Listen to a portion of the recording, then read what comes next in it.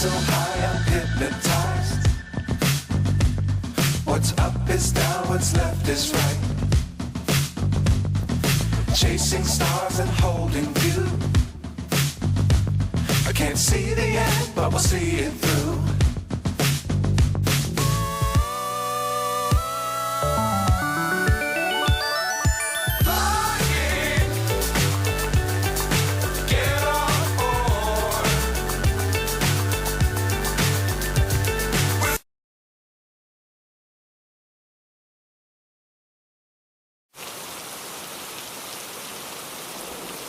Scene: lonely countryside. The children are out for an adventure walk with teachers. It is raining hard. Isn't here somewhere we can shelter? Not until we get to the village. How far is that? Nearly 3 miles. 3 miles? I'm soaked. The children are getting very wet. I can't help that. We will just have to press on. Can't we shelter over there, sir? Where? There, in that house. That's not a house. Surely hard to see in all the rain. Of course it is. Try wiping your glasses. You are right. Lonely place to choose for a house. It certainly wasn't there when I was here walking last summer. Funny looking place. Are we just going to stand here in the downpour gaping at it? Yes. Can't we go up there and ask for shelter, sir? We can't take all you crowd into a private house. You are dripping wet. There's probably a shed or garage. We could shelter there. We can at least ask. Yes, sir. Why not? I'm freezing. Oh, all right. Scene: inside the kitchen of the house. Mrs. Brown is standing with all the children and teachers. Mr. Brown comes in through the outer door.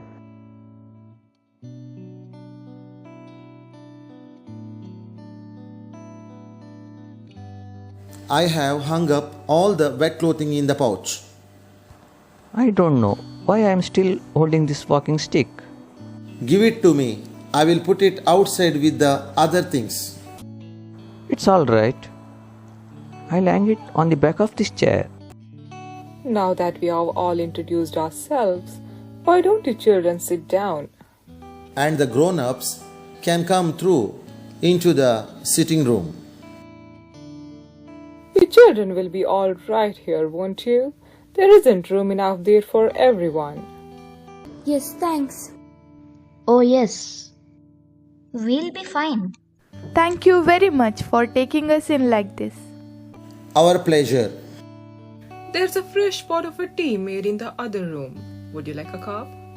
I'd love one. So would I. Would you like to come through then? Mr. and Mrs. Brown and the teachers go out.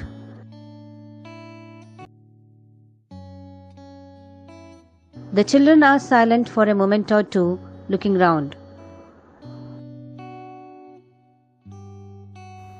You can't hear any sound of that wind in here. No, it's terribly quiet. Weird.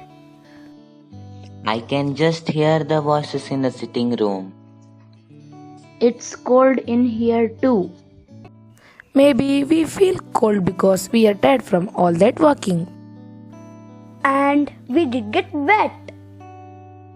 No, not just that. It is cold. And empty.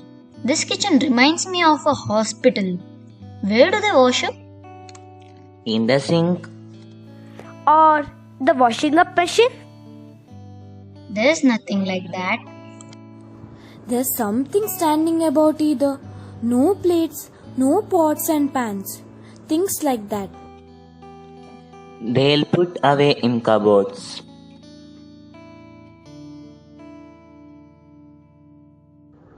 Wayne opens a cupboard near the back door. This one is quite empty. Don't go poking about, Wayne. Pete opens the fridge door. There's nothing at all in this fridge. And the light's not on. It's not even working. Leave things alone, you two. It's chicken to snoop. Besides, they might come in and catch you.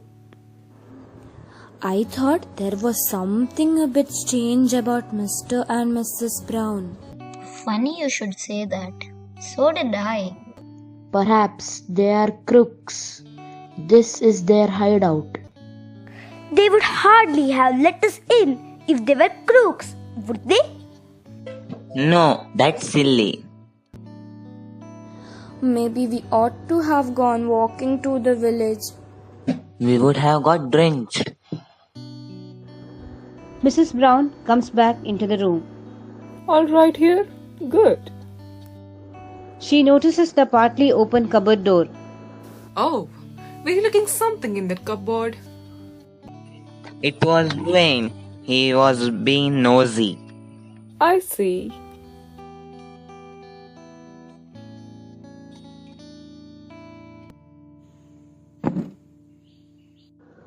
She closes the door, looking at Wayne. I didn't mean any harm. We just wondered where you put your plates and things. I'd rather you didn't touch anything. We have just moved in and haven't had time to sort things out. That's why this place looks rather deserted. We only wondered. Yes. Well, would you all like a drink? I would. Me too. Will orange juice be all right? Yes, please. Fine, thanks. The others nod. Good. And remember, please leave these cupboards alone. We will. Don't worry, Miss Brown. She looks at the closed doors of a larger cupboard on the opposite wall. Do remember that. I'll go and get those drinks. She goes out.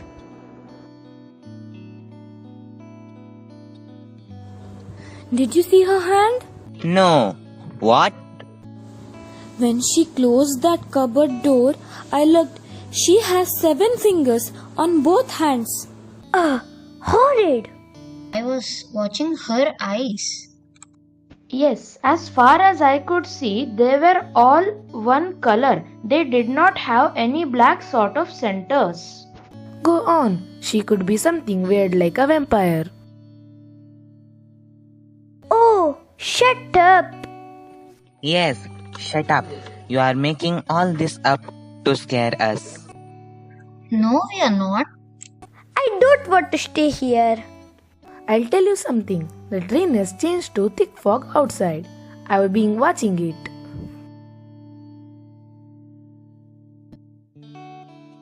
Yes, you can't see anything out of that window. No. I hope it doesn't mean we are going to have to stay here all night. Stay here all night, not me. I don't fancy that either. Let's go. We can't just slide off. I'll go and tell Mr. Hunt and the others how we feel. He goes out. It's all a bit mysterious. I wonder what's in that other cupboard. Leave it alone. If she catches you, she will be mad. She won't catch me. He opens the cupboard door. Behind it are dials, digital readouts, colored lights, and a mass of other electronic equipment. What on earth is all that doing there? Is it some kind of computer? Those things, are they figures or words? Some kind of foreign language. Look at all those lights. It's real space age stuff. What could it be for? Spying? You think so? Close the door. Someone's coming. They close the door, but it doesn't quite shut. Pete comes back in. I think we need help. What did Mr. Hunt say? Nothing. He couldn't. Couldn't? I went quietly. I was a bit scared. The door of the other room was partly open. I saw Mr. Hunt first, sitting there, not moving, staring at nothing. You mean he was thinking about something? He was tired. No, I do not. He was drugged. Miss Swan and Mrs. Jones are the same. I crept a bit closer. Then I could see them too. They were sitting there, blank, as if they'd been turned to stone. And Mr. and Mrs. Brown? They were looking at them and, I don't know, talking. What were they saying? No idea. They weren't really talking. It sounded they were just sort of hissing and clicking at each other. I want to get out of here. I'm getting out right now. He goes to the back door and tries to open it. It is locked. There is no key. Let me try. No, it just won't open. How about the window? Wayne tries the window. No chance. It won't move. Smash the glass. We have got to get out. Here, try Mr. Hunt's walking stick.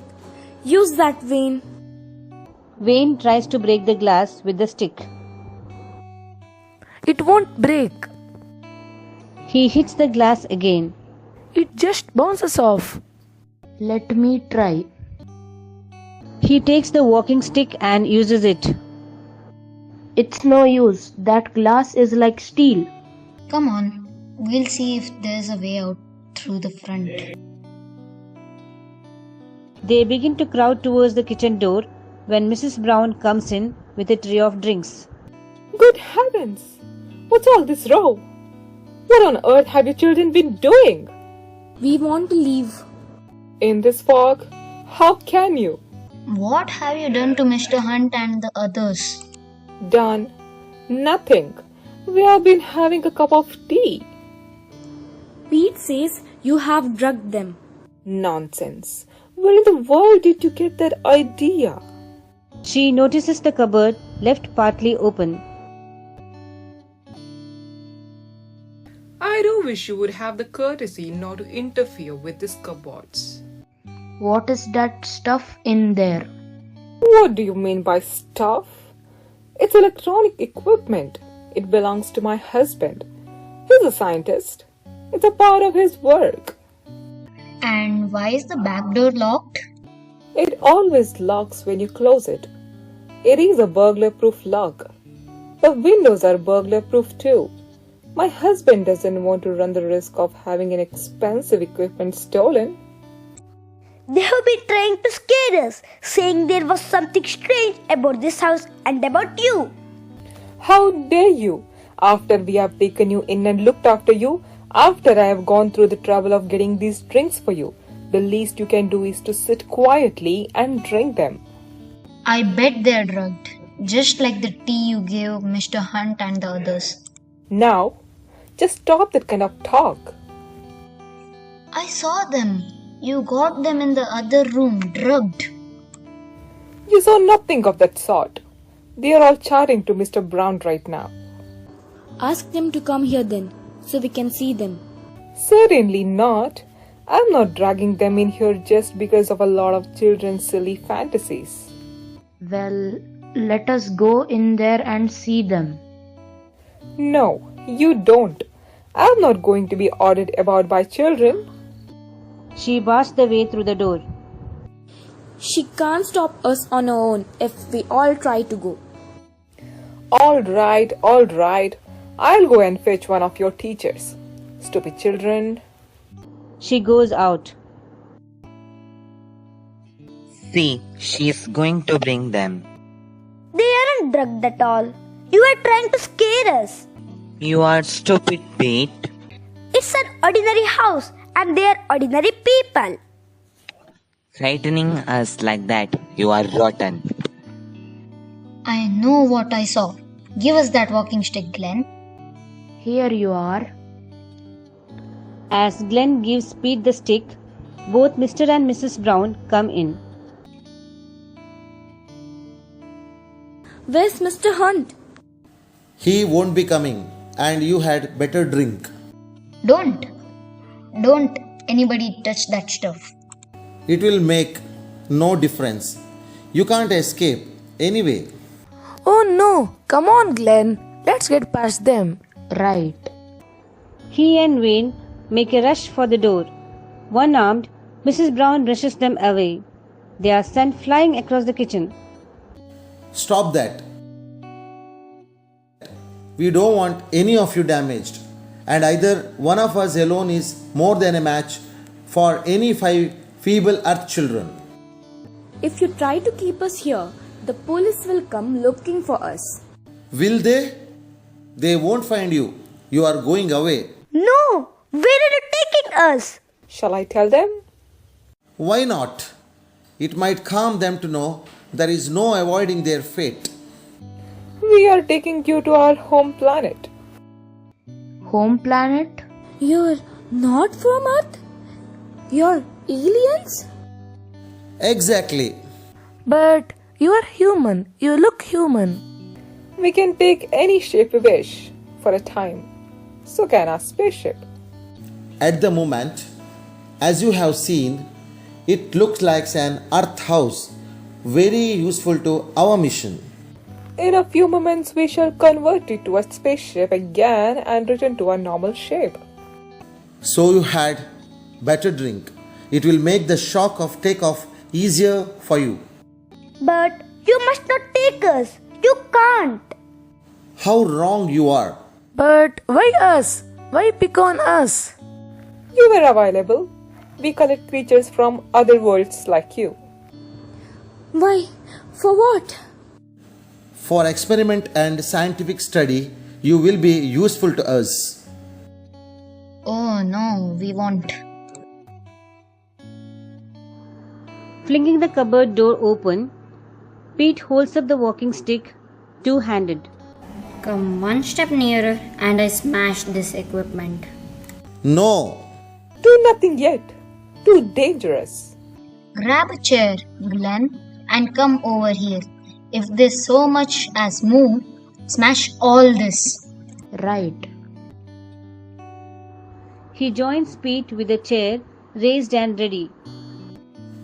Smash any parts of those panels and you can kill us all.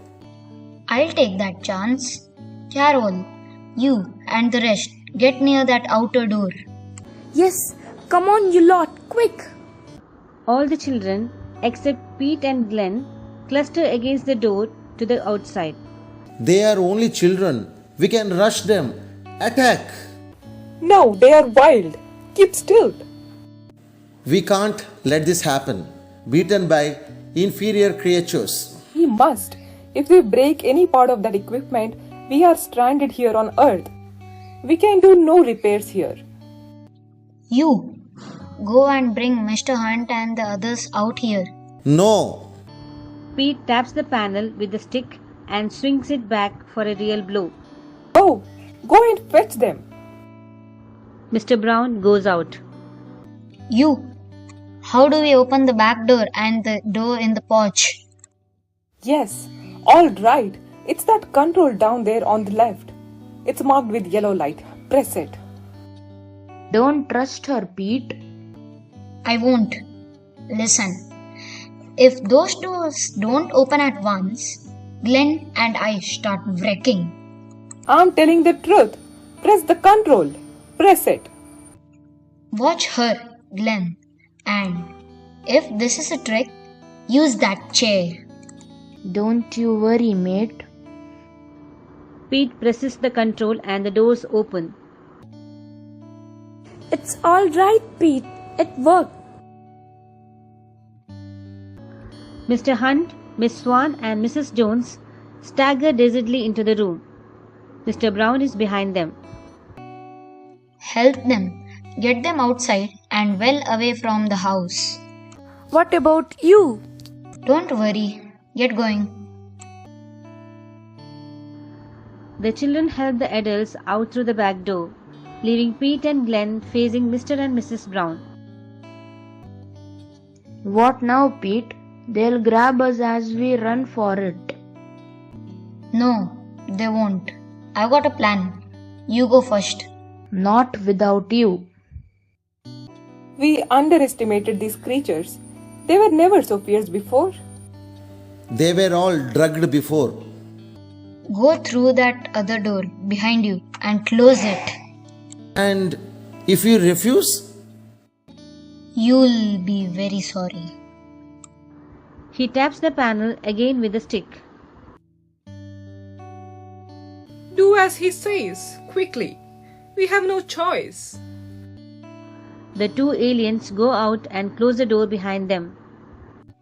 Run for it, Glenn, now! Right.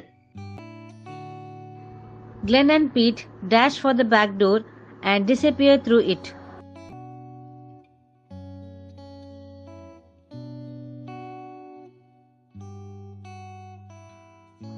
Scene, Moorland, a little later. The whole party is sitting on the grass. It is neither raining nor foggy. The sun is out. I can't believe any of it. But you remember being drugged, miss? Don't you? And all our anoraks were kept in that house spaceship thing. And the house isn't there anymore. Just vanished in a soundless flash. I know. But it's mad. It's incredible. We have to report it. Don't be silly. How can we? It'll sound utter nonsense. People disappear.